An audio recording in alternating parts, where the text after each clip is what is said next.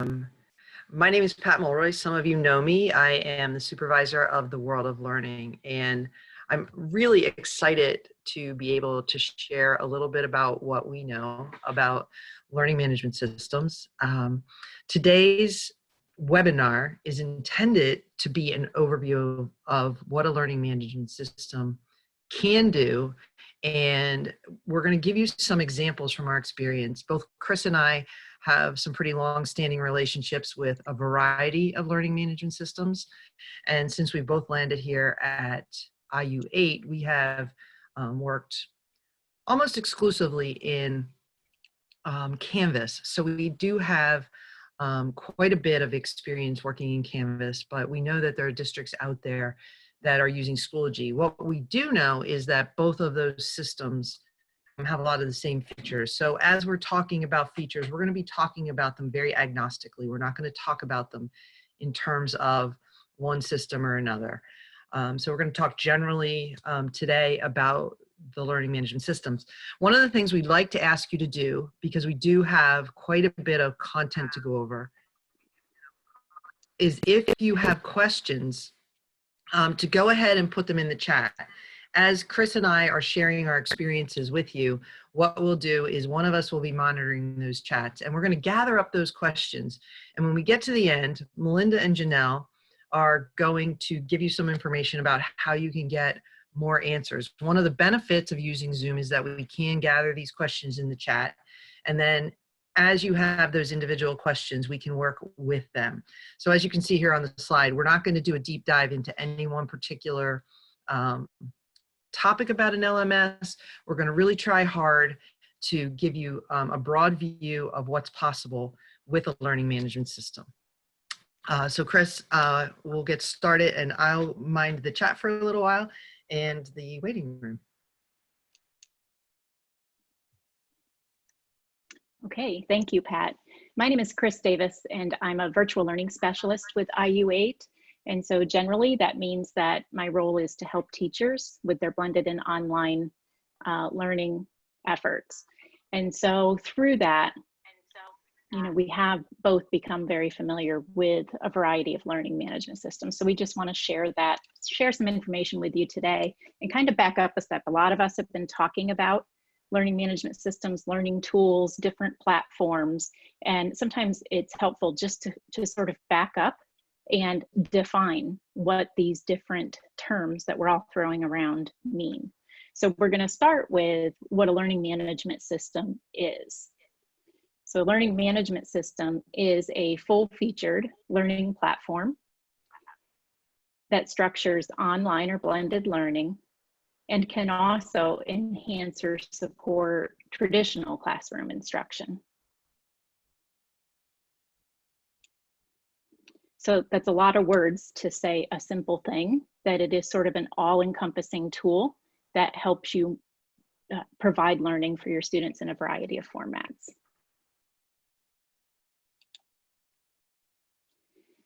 So what an LMS does, the features that it has do directly impact the learner.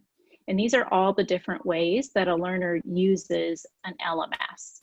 So a learner uses an LMS primarily to access their learning experiences, whatever that may be. And the benefit is that they can get to them anytime from anywhere, and that it's all starting from one spot. So although they may go out to different other areas or other tools or other resources, they always start in the same spot. A learner uses an LMS to plan and organize. So there's tools built in that help them to do that. And there are tools to help them learn at a guided pace. So they don't have to be on the same pace as everybody else. They can be.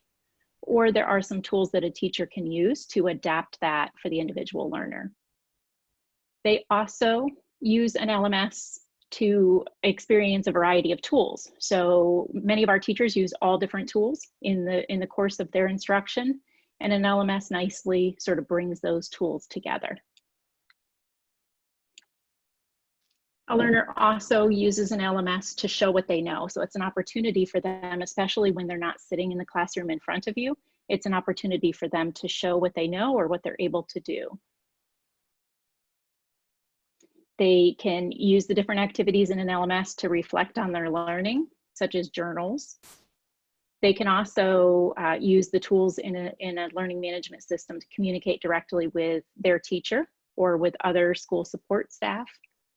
And then teachers can use the same communication tools to reach back out to students or to each other. And then of course, you know, a huge benefit and feature of an LMS is the tracking and analytics that are built in. So we'll be showing you some of those a bit later as well.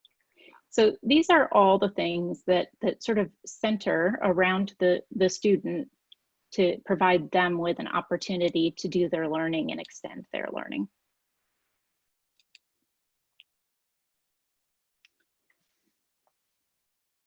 And so when an LMS is used effectively, it also impacts your staff directly.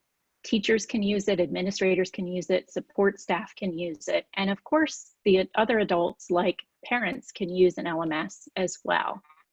But the way that staff uses an LMS is to sort of centralize the communications and collaborations with others, to organize their learning resources, and to bring students together in some constructive interactions for that supervised social learning.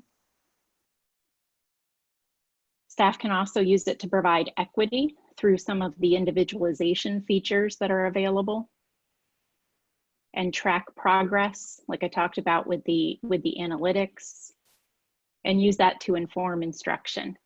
And then, like I said, on the student benefits from all the tools being integrated into one space, and a teacher benefits from that as well. So they're not trying to navigate multiple systems. They can centralize and work from within one. Doesn't mean they can't use other tools. It just is a unified starting point.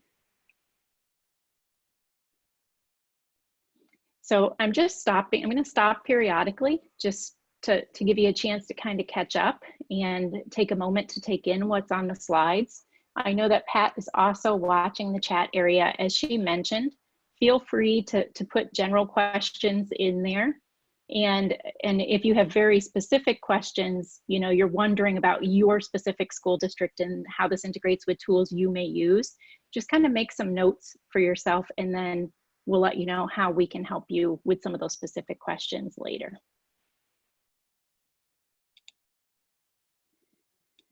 Okay, so this is the big one. There are so many tools out there that your teachers are probably already using, or if you are a teacher, you're probably using a lot of these tools. Your students are using a lot of these tools, and sometimes it's really difficult to know what's the difference between, say, a content management system and a learning management system, or a learning tool that I use in my classroom versus a learning management system.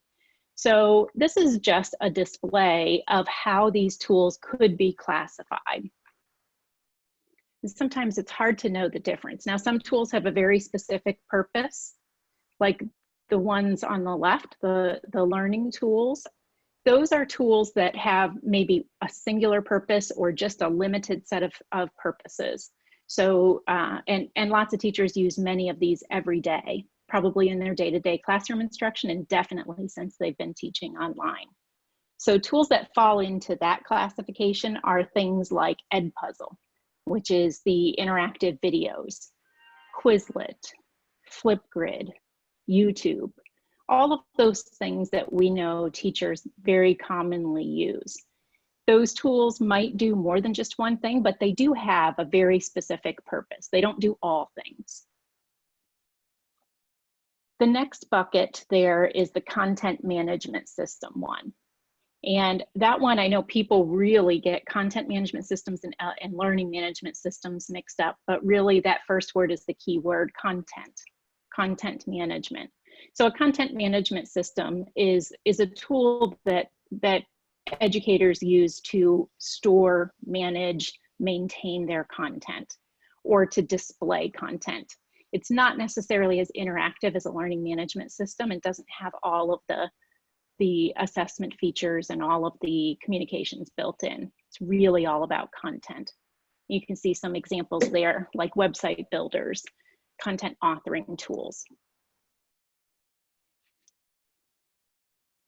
Then we start getting into learning platforms, and there can be learning platforms with content and learning platforms without content. So a learning platform has multiple purposes. So now we're starting to expand in features, and learning platforms without content, or with content, I'm sorry, can include things like Odysseyware, Edgenuity, places where you can go to get content, and you can actually set up a classroom on there and let your students kind of work through some of the content that's there.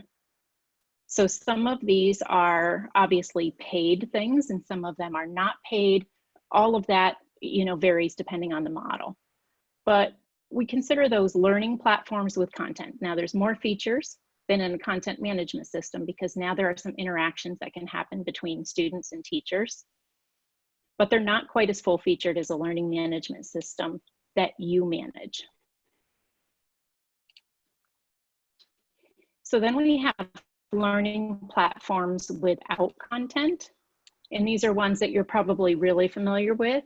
So in this classification, we have Google Classroom and Microsoft Teams. So these are tools where you can definitely interact with students. There are communication features built in. There's the ability to create and deploy assignments. You can have some basic assessments in these learning platforms without content. And I say without content because generally the teacher produces the content that happens there. But certainly there is content available that they can pull into their learning platforms from external places. So again, a lot of features in learning platforms without content, just not quite as many features or not as in-depth of features as in a learning management system. So I do see a question in the chat area about sending a copy of the screen to the participants. And on the first slide, I had a link. I'll go back to that. These slides are available and there is a tiny URL for it. I don't know if Pat, you might be able to grab that tiny URL link to put in the chat area. It's on the first slide. Thank you. So another category or classification is communication tools. So these are tools that you may see or hear or use right now. Seesaw, ClassDojo, Remind. And so these tools, although they do more than just communication, that was their primary focus when they first were developed, is a way to connect parents with students and with teachers in schools. So it kind of closed a loop for schools. So these do communication really, really well. And they have started to branch out to do other things really well too. The ability for teachers to post assignments and to see the work that the students are completing. So those are starting to become features in these tools too, as they are in some of these other platforms. And the difference in a learning management system is that a learning management system just goes a little further with additional features and the depth of those features.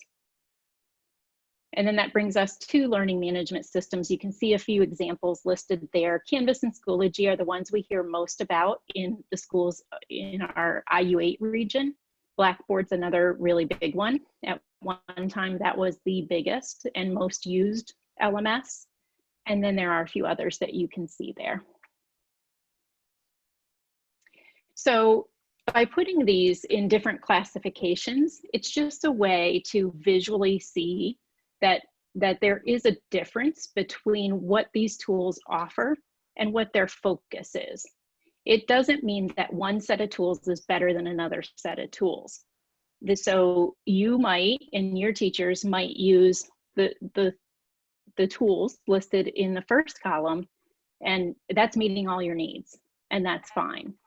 Your teachers might be using what's in the learning platforms without column, or without content column. And that's meeting the needs of the students, the parents, the teachers, the leaders, and that's working great, and that's fine. Learning management systems can kind of compile a lot of that together. So I guess the big thing to remember when you look at a graphic like this is that just because you adopt a learning management system, if you choose to go that route, doesn't mean that you automatically have improved learning. So it's how you use it, and that's true no matter which of these categories of tools you're working with.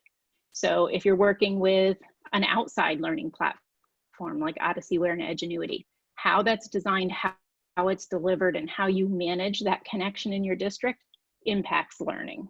How you use a Google Classroom, how you use Microsoft Teams, the fact that you use it doesn't equal quality learning. It's how you use it that equals quality learning. Same is true for learning management systems. So just because you adopt the tool doesn't make the difference. It's how you bring it in, how you use it, how you prepare for it, and even how you prepare your students for it. That's a great point, Chris. I think that's something that sometimes we forget about. You know, there's a lot of work that happens to use any of these, and I think we've seen that, you know, especially during the current time that we're living in. It's really brought to light, you know, where we've prepared people to do these kinds of skills and have the skills to be able to communicate virtually. Yeah, and I'm just real quick I'm gonna go forward and then back here. So in a moment, Pat's gonna highlight the features a little bit more in detail that learning management systems have. And just remember that other tools have some of those features too. So some tools do many things. Not every tool just has one focus. So some tools do many of these things. Learning management systems, however, are designed to do all of those features she's going to share with you and do all of them in depth.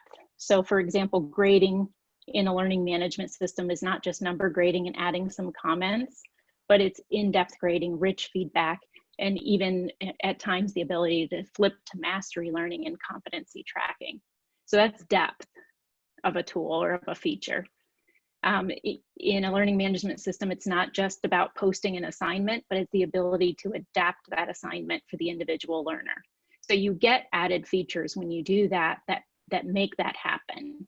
And of course, teachers have to learn how to use those features, but it's just the depth of some of the things that you can do with a learning management system that set it apart from some other tools that are more on the daily classroom side.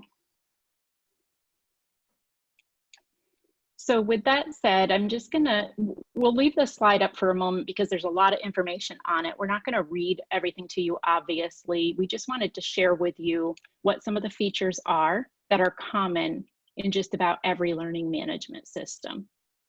And with that, I'm going to pass it over to Pat. I'll keep an eye on the chat, Pat.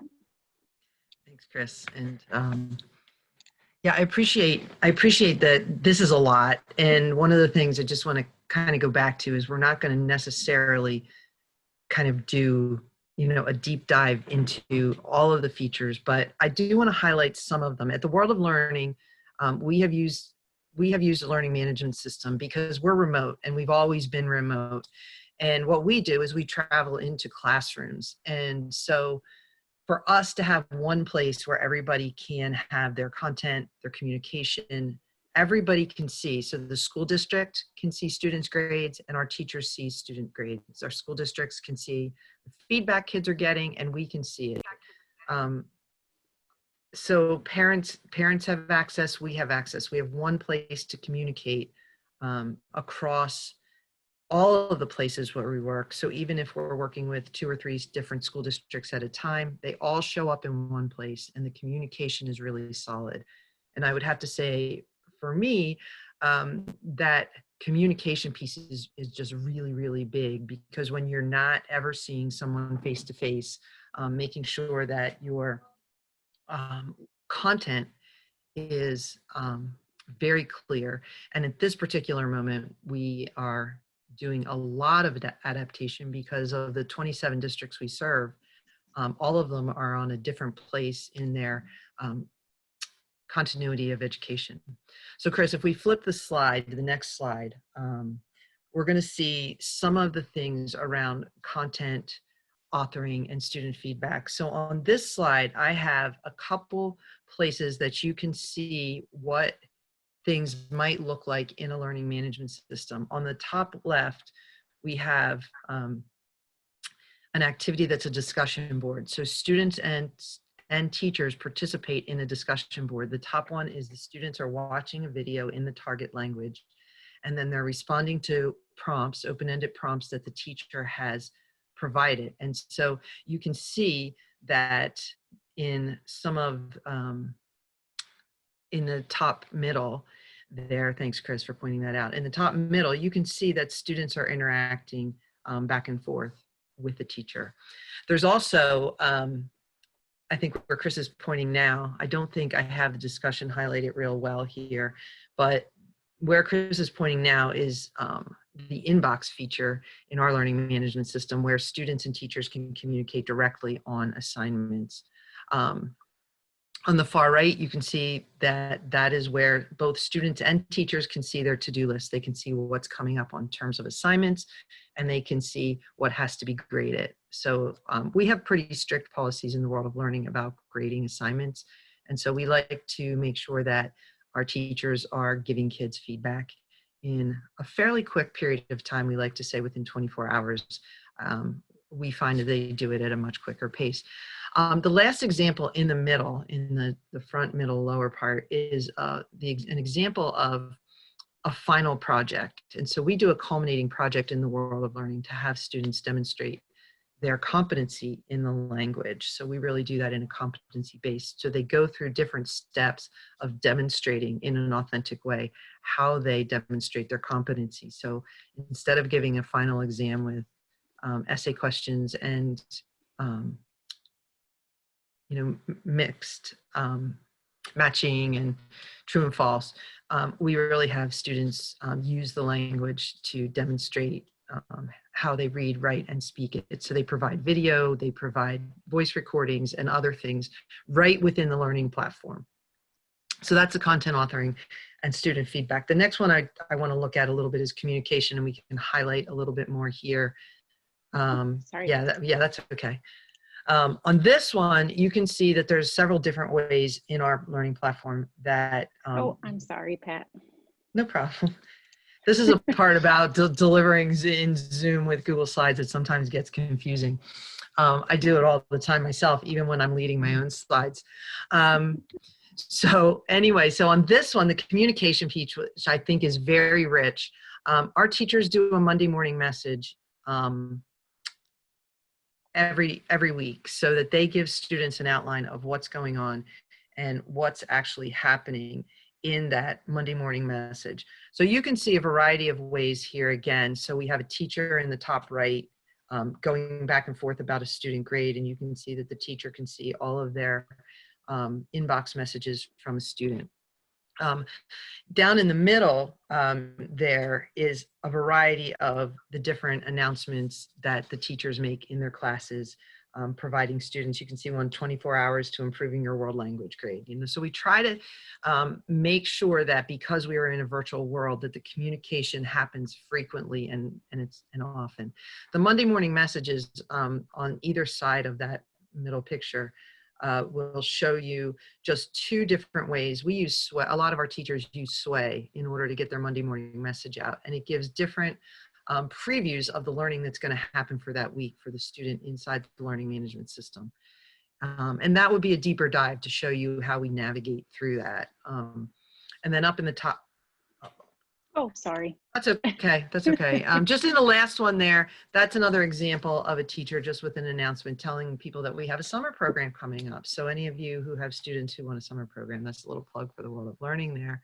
And we can move to the next slide. Some of the things that I think a lot of people are wondering about now, though, are data analytics. And oftentimes, like when I was working with Open Campus, people would say to me, well, how do you do attendance? How do you keep track of that? Most of our students in the world of learning show up just like your students do every day in a brick and mortar classroom, and they are in the live sessions. But that isn't always a good indicator of how well they're doing in the class. Although most kids who show up to live sessions and practice the language virtually speak well. But when you're not able to do those kinds of things, there's lots of other resources that you have inside of a learning management system that show you the analytics. So on the right side, in the very top, where you see all those navy blue bars going across, those are demonstrating how many times students have accessed content in the learning management system. Um, and so you can see the blue, there's a light blue there, and it's a page view only. So there's not a lot of light blue, which is good because that's telling us that students are only doing, and that's up in the top one there. The navy means that they've actually participated in the actual assignment or content on the page. So they've watched a video, they've participated in the discussion board. We have authentic activities, so that means they may have partaken in the quiz. They may have done a Flipgrid activity. They may have done the Quizlet that's in there for them to practice. They may have worked on their authentic assignment and uploaded a recording of their activity for that week, or they may have participated in the journal at the end to reflect on their learning. Down below that, you see an individual student. So that's an individual student interacting, and the little blue and orange below are the teacher-student interactions. So from an administrative point of view, you can see the blue are the teachers. So the teacher's sending multiple points of contact out to that individual student, and the student does eventually answer that question. And then on the left in that same right bar there, in the same right side, there's, you can see a variety of dates there. And I took the student names out, but this is also a view of one student, and you can see the number of times that they have participated on a particular page or in a particular activity. So it gives you little breakdowns of different things that you can expect from students. And then if you move over into the left side, you can see the grade book. So there's a variety of ways that teachers can look at assignments and assessments that they're doing. This one I pulled out just a quarter two, and you can see there's different highlighting so kids can see if the work was, the teacher can see if the work was turned in late, those highlights, and there's different color coding in this particular system. And then down below, again, is another version of looking at that grade book, and you can see the students' grades and a varieties of ways that they've interacted with the content over time. So you can see some students have been in the course a lot with those big high numbers, 1,800 interactions with content. And then down over here, how their assignments are going in particular assignments and what they're doing. And then you can see their overall grades over on the right. So they're just a few of the high level look at some of the bigger tools that you have and the availability that is there for you when you're looking at a learning management system. There's, like we said, there's a whole lot more to this, and we can do a deeper dive individually for you to show you what a course actually looks like. Some of you have worked with me at World of Learning or seen some of those things, have seen some of our courses in there. We do develop all of our own content, but you don't have to in a learning management system. You know, sometimes like we ran into trouble with a Chinese content. We bought some content from a provider, and that moved into our learning management system. So it still looked like all of our courses looked. So there's lots of things that you can do in a learning management system to accommodate what you particularly need in the district. So Chris, I'll turn it back over to you to kind of talk a little bit about, you know, some of the other factors that people might want to consider as they're looking at the system. Yeah, and I think it's important to, as Pat mentioned, that, you know, these are screenshots from our Canvas, but learning management systems all have some level of analytics. And so you'll be able to, no matter what you choose, see comparable analytics to this. You know, and it just helps kind of give a big picture view for those that are not in each classroom. So I think another thing that's important to remember is that your learners are going to be in a learning management system after they finish school, after they finish 12th grade. Most likely, if they go to college, they will definitely be in a learning management system. So this first statistic here on the right, that 83% of higher ed students use an LMS, that's actually from 2014. So you can imagine that has only increased. And Canvas is now kind of rising above some of the others as far as which learning management system is used by higher ed institutions, but others are still playing a pretty prominent role. But even if your students do not go the college route and they go into the workforce, they definitely are going to use an LMS at some point, because all of these industries are using LMSs. They're not all using Canvas or Schoology or Blackboard, but there are many different LMSs out there for the non-education sector, and they work very similarly. And they're using them for their employee training and compliance training and all of their skills building. And so you can see some of the statistics that kind of show that or illustrate that. And as a matter of fact, education is only 1/5 of the market for LMSs. So I think it's safe to say that if you provide your students with an experience in using a learning management system, they will be able to apply that experience beyond their K-12 schooling.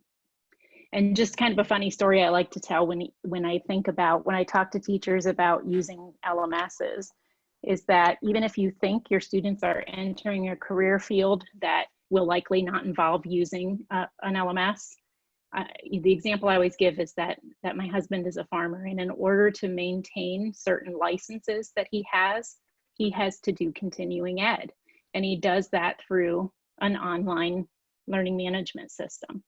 And so each year he has to complete certain assignments and assessments, and when he does, he gets the credentials to maintain certain licenses and permits that he has for some of the crop work that he does.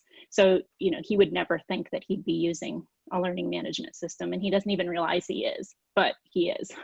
Well, and you know, Chris, that's really interesting because I often go out and give presentations to different districts, and I was presenting at one school board meeting one night, and parents were really concerned about their kids taking their world language classes online. And the school board president got up and said, listen, I work in the pharmaceutical industry. Every single one of our salespeople, every one of our techs, everybody does all of their training on all of our products using very similar types of learning management systems. And so, you know, he, from his perspective as a board president, really believed that having, and I don't know if Dr. Lehman is here, but you know, it was when I was working with him and his board, and it really was very powerful that, you know, like Chris said, a lot of times people don't understand that we really are a very small percentage of the people who are using learning management systems for learning. And so just something to think about in terms of the larger picture and your long-term strategy. And I think that's really super important. And Chris, you kind of led me right into that one there. And I think, like you have heard us talk today from our experience, I know I was heavily involved using Blackboard, and I'm now totally immersed in Canvas, but I've started looking at Schoology because there's quite a few teachers who have talked to us who have said, you know, their districts are using Schoology. And, you know, so taking a look at that, there are, you know, very many of the same tools available, you know, so whichever one you choose, or, you know, if you want to look at something else, there's a lot out there. You could see in some of the other graphics that Chris had there, and we can put some of the other research that we have in the chat before you go today. But we've done a side-by-side comparison, so you can kind of take a look at really what tools and resources would be best for you. The other thing that I'm going to also provide in the chat after you kind of have a chance to take a look at this, PASA, the superintendent's organization, also has provided some resources to talk about the bigger picture of what you need to do before you implement any technology program. And I think for us in the current place we're in, we're seeing the need to structure our technology so that it talks to each other. You know, so Chris's slide earlier with all those beautiful colors, that really is something I was able to pay attention to. All of those tools are important. And so how we work as a unified organization or entity, I think, is really, really important. And an LMS can provide some of that continuity for you. So we have provided some of those resources for you in terms of that side-by-side look. And we do want to kind of guide you in thinking about some questions to ask yourself, like why you would consider using an LMS. The long-term goal is just extraordinarily important. We can't highlight that you need to have planning, and it takes time to assimilate into a learning management system. And then how well is your current system? Like, so right now, how is what you have working for you? And is it giving you the capacity to be providing that learning beyond the school walls, if that's something that you see in your future? And then we have a couple basic questions that we would think you would want to ask an LMS provider as you're going into that process, because this is an investment. It's a pretty huge investment that you make when you decide about an LMS. So there's lots of questions. Is it going to match your SIS? What other schools are out there using it? But I think one of the biggest questions is about support, because the levels of support are very important, especially in the implementation, because changing your whole system over to an LMS, does require coordination. And so we do have a variety of resources that I will post in there as we move on. Yeah, and I'd just like to add about the SIS integration. I mean, that's always a big question, and usually the first question a district will ask us, will this integrate with our SIS? And we certainly recognize why that's an important question. I think something that you should know at the outset is that although learning management systems do integrate with your SIS, that is not a flip of the switch. So that's not like one day it automatically just connects. There's some work involved to make that integration happen. And it takes a little bit of back and forth between your technology leadership and the student information system and the LMS. So all three have to kind of work together.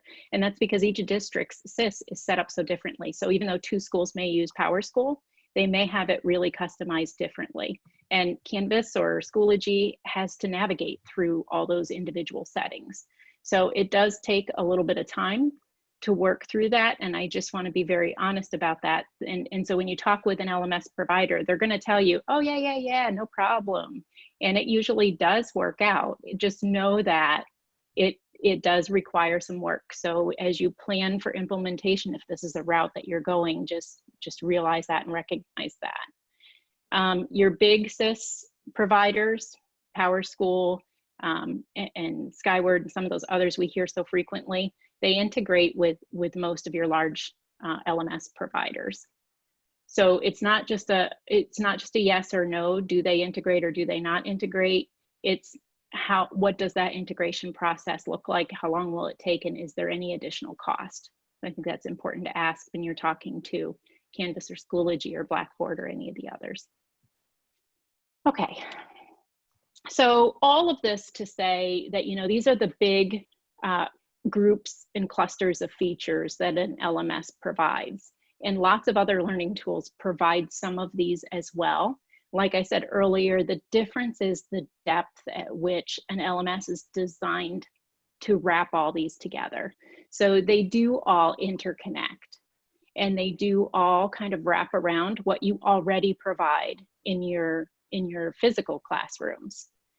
The difference is now that you use a tool that kind of integrates all of these processes and all of these features and all of these great things that you do on site, it's a way to extend your structure of those learning experiences beyond just the school walls. And I'm sure that in the last 8 weeks, you've seen a great need for that and have gone leaps and bounds in that direction, more than you probably ever thought you could. Now it's time to kind of think about what tools you're using, how they work together, and how they fit with the longer term goal. So I'm going to pass to Melinda because I think she's going to share with you some tidbits about what to do if you want to know more. Melinda? Thank you, Chris and Pat. That was excellent. A great overview of what an LMS can do for us as educators. I can tell you that from the standpoint of CPDLF, which is a cyber charter school that I operate, we are in the process of moving everything into an LMS. We have just about, I think, all those tools that Chris shared on that screen with from learning platforms to content management to just the tools that educators use. We use Google Classroom. We have many of the learning platforms, and we find that the inconsistency for students and parents makes it difficult for them to learn in a virtual setting. So we are in the process of also moving everything over to Canvas. We have courses that we offer in Canvas as well. My staff has a course in Canvas where they know that that's where all the information that they need they can get. So I just wanted to share that because as an example of, even a cyber school moving to an LMS that uses all of those different tools and resources that Chris mentioned. So it is a good thing to think about. And as Chris mentioned several times, it is something to think about long-term, and also to think about how are you going to train your teachers to be able to use it. They do need training and they will need support because it is new, and we should provide training and support for teachers for that.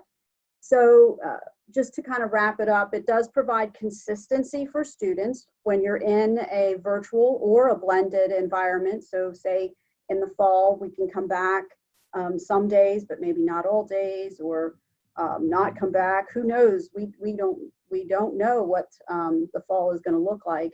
But an LMS would provide consistency for students. Having an LMS would also provide continuity for parents who may have children in various grade levels. They only need to learn one system and know how to access everything they need in one system. And it also then provides one place for everybody, whether you're talking about staff, students, parents, everybody has one place to go to. It's a great way to gather everything together. And as Chris stated earlier, we are prepared to help you through the process. So if you want to learn more about how this could help your district or your school, you can reach out to either myself, and my contact information is on the screen, and I believe Pat put it in the chat as well, or you can reach out to Janelle. Her information is there on the screen as well. Either one of us can help walk you through the process of really of setting up a time in which we can meet with you on an individual basis for your school, and tailor a deeper dive into each of these items based on what your needs are or where your thinking is. The Canvas and Schoology comparison is a great document to check out. Also, those are the two main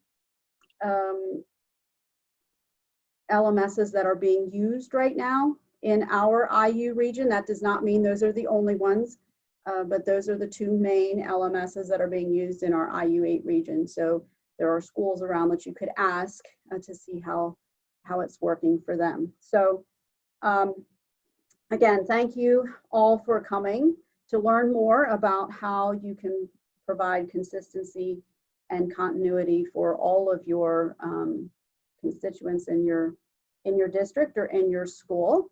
And thank you, Chris and Pat, for putting this together in a nice, concise, very short overview, because an LMS is very complex and deep, and you did a great job of putting it all together for us. So does anybody have any questions in the couple of minutes that we have left that you'd like to ask that did not put into the chat? And we put a lot of information in there. So if you have questions afterwards, like I said, Janelle and Melinda are there. So a lot in the chat. Yeah, and all those links that Pat shared in the chat throughout, they're also on the slides. So if you just grab yourself the slides link, I'll put it back in so it's at the bottom of the chat. You'll have all this information plus all the links that she shared throughout.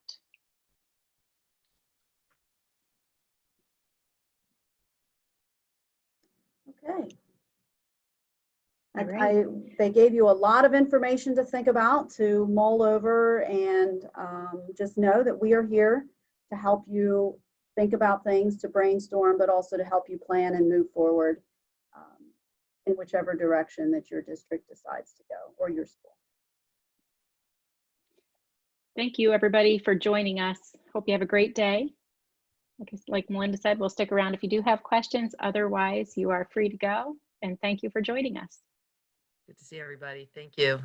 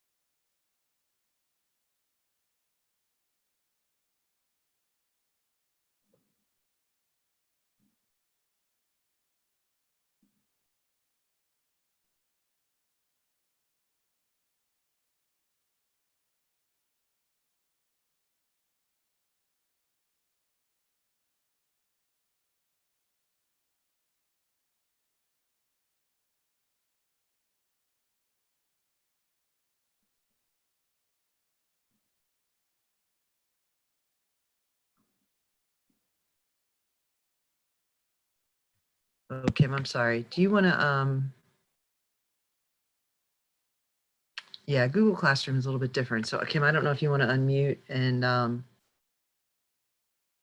it's a learning management system will house content. Yes. So I think what you're asking, if I'm saying it correctly, yes, it does house content, and you can, and Melinda could probably talk to this better than I can because her staff probably uses some Google Classroom elements in there. I think one of the things that as a teacher, you have more access, I think, to different ways of potentially grading in an LMS. There's a variety of ways that you can embed activities as well. So they're more, interactive in terms of discussion across the group rather than just one